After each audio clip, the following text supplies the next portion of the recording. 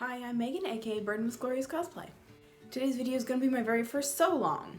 So this is going to be the first part in a 4-part costume.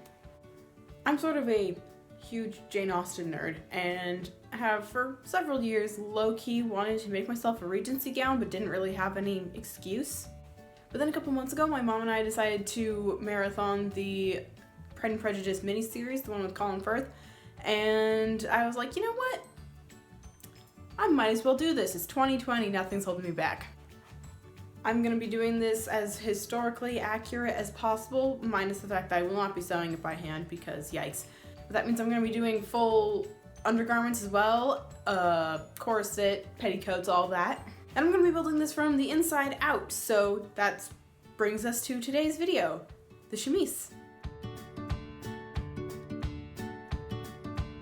Full disclosure, I am in no shape or form a historical costumer. I have never actually made anything historical. The closest I've gotten would be historical adjacent with my Lumiere costume. But I don't really count that because tailcoats like that didn't exist in the 18th century, and neither did the elastic in the waistband and cuffs of the breeches. But for this project there will be no elastic, no zippers, nothing that would not have existed in the early 19th century. So first step, the pattern. So I'm using this pattern from Laughing Moon Mercantile for my chemise and my stays. The patterns in here are based off of existing historical pieces, so they're pretty darn accurate. Since I'm going with natural materials that would have existed back then, I have a cotton broadcloth for my chemise fabric. Yes, it is from the quilting department at Joann's. Well, guess it's time to get to work.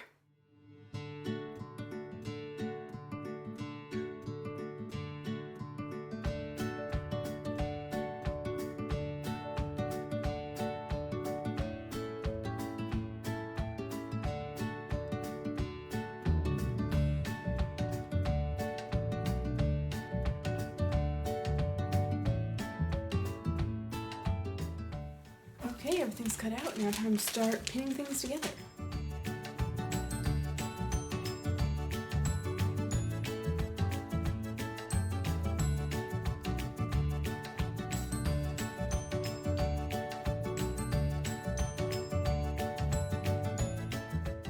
So I've never made a felled seam before, so we are learning new things today.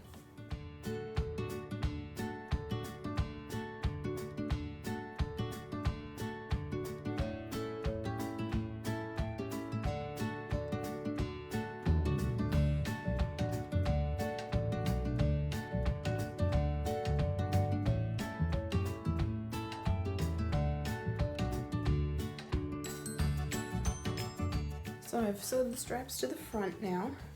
Done some pretty flat felled seaming for the first time. I may do that on everything from now on. So here's the front with the straps. Now time to sew it to the back.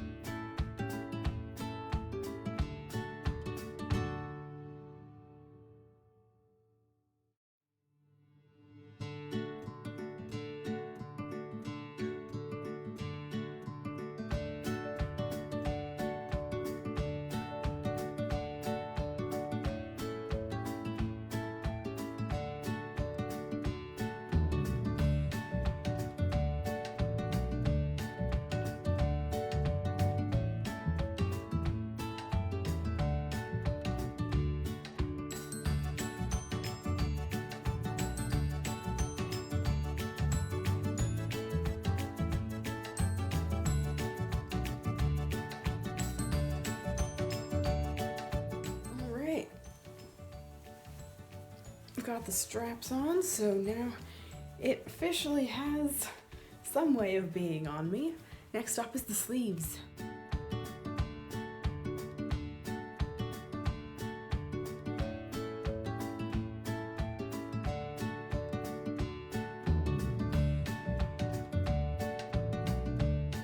So anyone who has ever followed me for any period of time knows how much I hate sleeves. These are very unusual sleeves because they have gussets and I've never done that before. So I have the main sleeve part attached.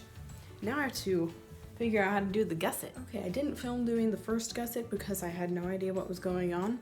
I still don't really know what's going on, but I have enough of an idea to do it again, so let's do that.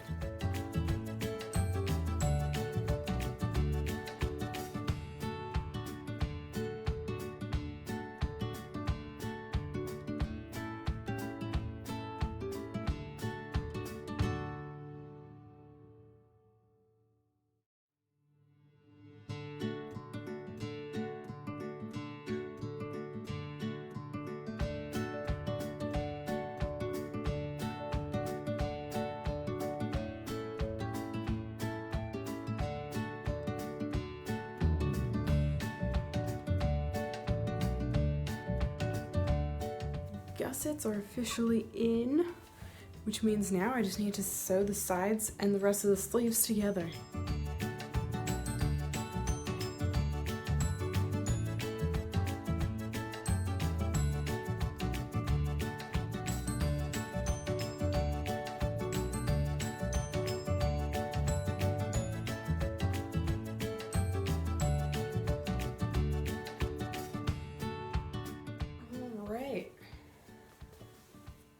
It's all put together. Next step is hemming and finishing. It recommended doing flat felled seams on all of the side seams like I did on the straps, and I really enjoyed how that turned out, so I'm going to be doing that, and then just simple narrow hem. So I just finished pinning the first side seam that I'm going to be flat felling and realized that because of the way that this is, I'm going to need to hand sew it. Either that or I'm doing something wrong. Okay, yeah, I tried it on, thought about it, and yeah, definitely going to be hand sewing the flat felling. I was like, that's weird that they would do this after everything is built when you can't do it with a machine. And then I realized this pattern is based on something that was made in like the year 1800 when they didn't have sewing machines. So I'm just gonna get the other side seam ready for flat felling so I can do all the hand sewing at once. I am not going to be finishing this all in one day like I originally planned, but that is a-okay.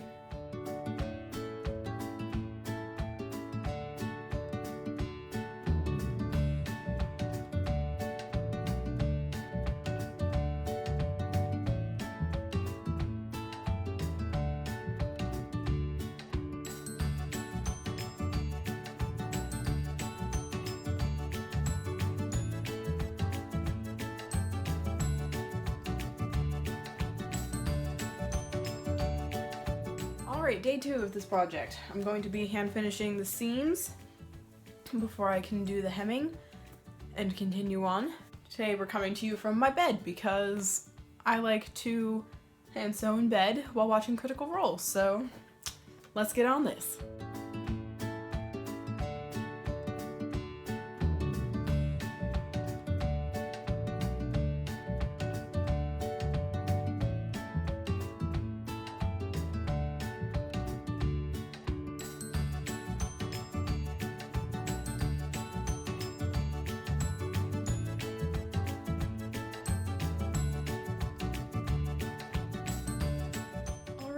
On day 3 because the hand sewing is taking so much longer than I expected. I've only done one side, so time to do side number 2.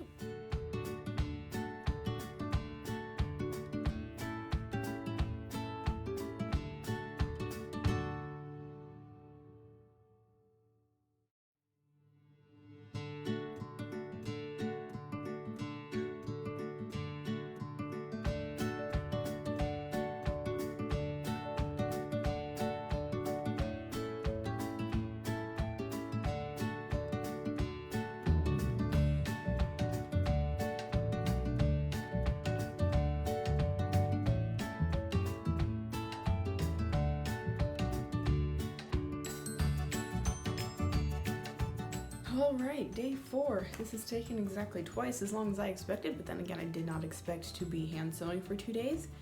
But anyway, time to start hemming.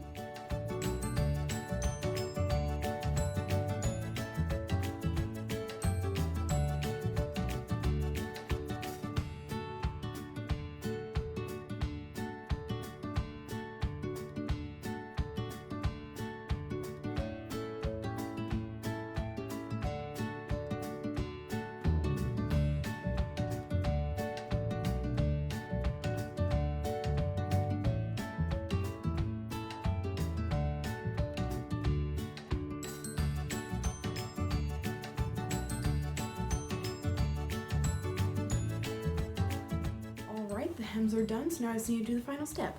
So the last thing I need to do is bind the neckline and add the ribbon for the cinching. The one trouble I have is that for the binding, I am not 100% sure that I have the right amount of fabric in the right places because it has to be a certain width. And I may have cut something a little too close to the edge when I was doing it to have enough. However, I do have plenty of ribbon because I got this 100-yard spool for doing some decoration on my Molly Mock coat. And it just so happens to be exactly the right width for the neckline for this.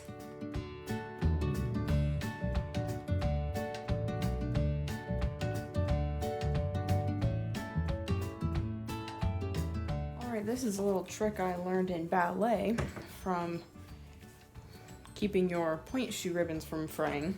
I'm gonna do this on this. Melts fibers.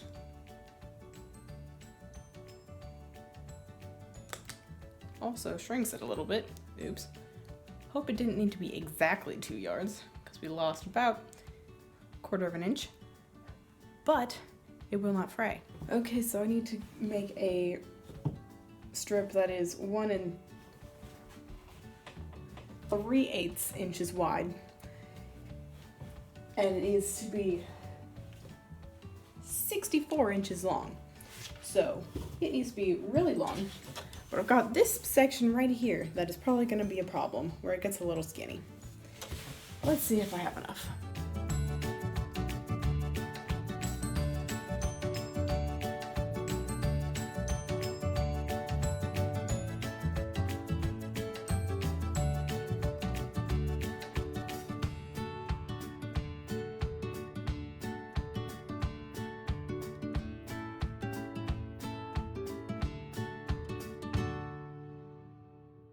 Alright, I got really lucky and was able to just use the selvedge end and ended up being perfect, so here we go.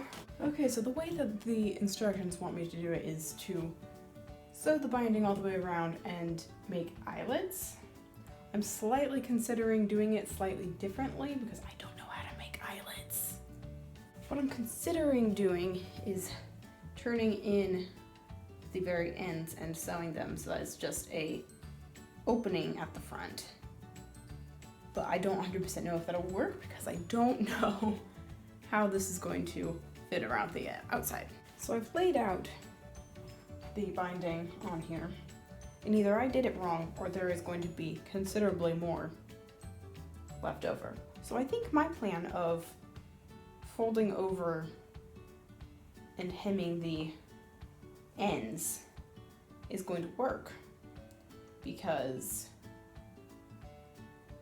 I just think it will. Okay, so I've added a narrow hem to the first end that I will attach to the neckline, and then I will hem the second end when I figure out what part of the binding will be that end.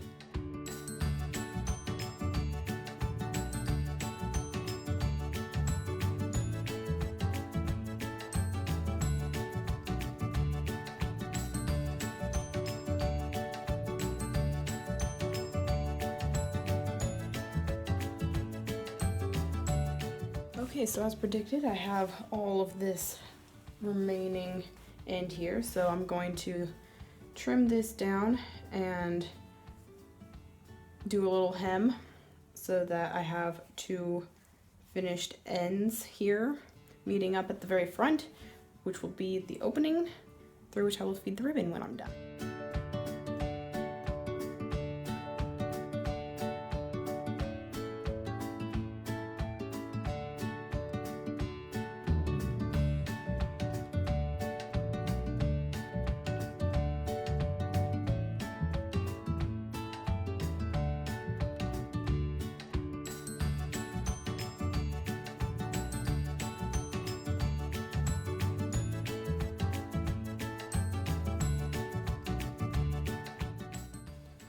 Okay, now I have 2 of these little hemmed edges here, and now I can stitch. Alright, I have attached the binding.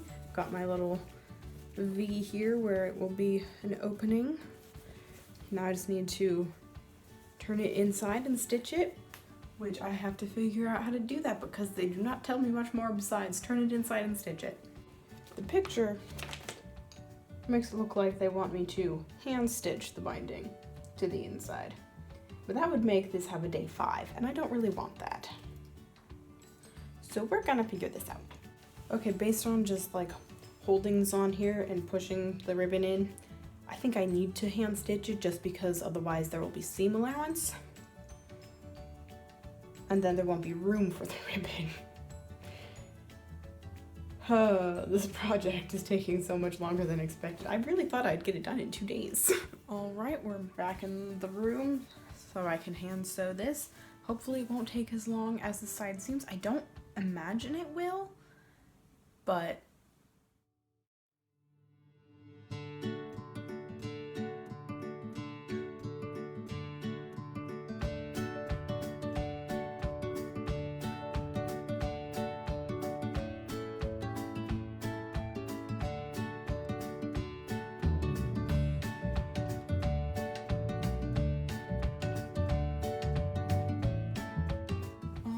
I've finished hand sewing. It only took about an hour, a little more. So now I just have to put in the ribbon. If you don't know this trick, safety pin, attach it to the end of the ribbon or drawstring, and then you have something to hold on to while feeding it through. Many hoodies out there without drawstrings when you could easily just safety pin and put it back in after it comes from the wash. And you have a handy dandy little safety pin to hold on to and crawl this baby through. This is gonna take a while.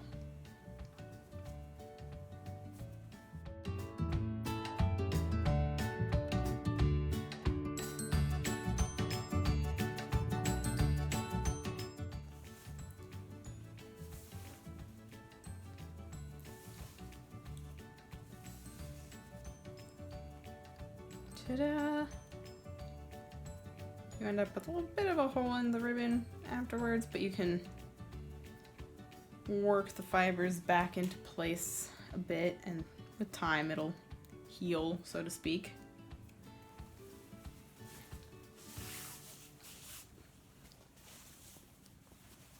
Alright, we now have a ribbon in the neckline. Let's put this baby on.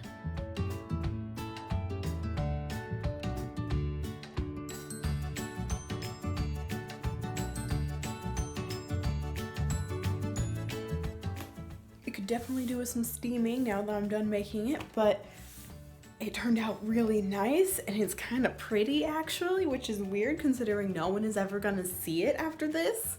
But I really am proud of how this turned out. I learned some new techniques.